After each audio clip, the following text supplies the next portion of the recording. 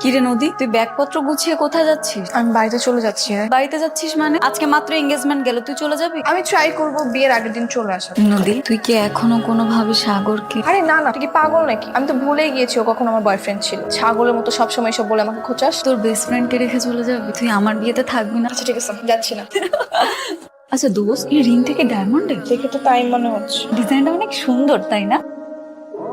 কে দেখতেছে এমন করে? তোমার হাতের ওই রিংটা দেখছি, আমার ইচ্ছা করছে কি জানো, এই মুহূর্তে যদি আমার কাছে একটা সোনের রানী থাকতো না, আমি এক্ষুনি সেটা তোমার হাতে পরিয়ে দিয়ে সারা জীবনের জন্য আমার ভালোবাসায় বেঁধে রাখতাম। আমি তো তোমারই। আমার একটা ইচ্ছা আছে, আমার বিয়েতে আমার হবু হাজবেন্ড আমাকে ডায়মন্ডের রিং গিফট করবে। তুমি যখন ডায়মন্ড চেয়েছো, আমাদের বিয়েতে আমি তোমাকে ডায়মন্ডের রিংই গিফট করবো, ঠিক আছে? নদী, একটা কথা বলি, সারা জীবন আমাকে এভাবেই ভালোবেসো, আমাকে কখনো ছেড়ে যেও না, কারণ তুমি যদি আমাকে ছেড়ে যাও আমি বাঁচবো না। যাবো না। কি রে, কি ভাবছিস? না কিছু না। জানিস সাগরকে বলে বিয়ের আগ মুহূর্ত গুলো নাকি মেয়েদের জন্য খুব ইম্পর্টেন্ট। হ্যাঁ ঠিকই তো বলছো।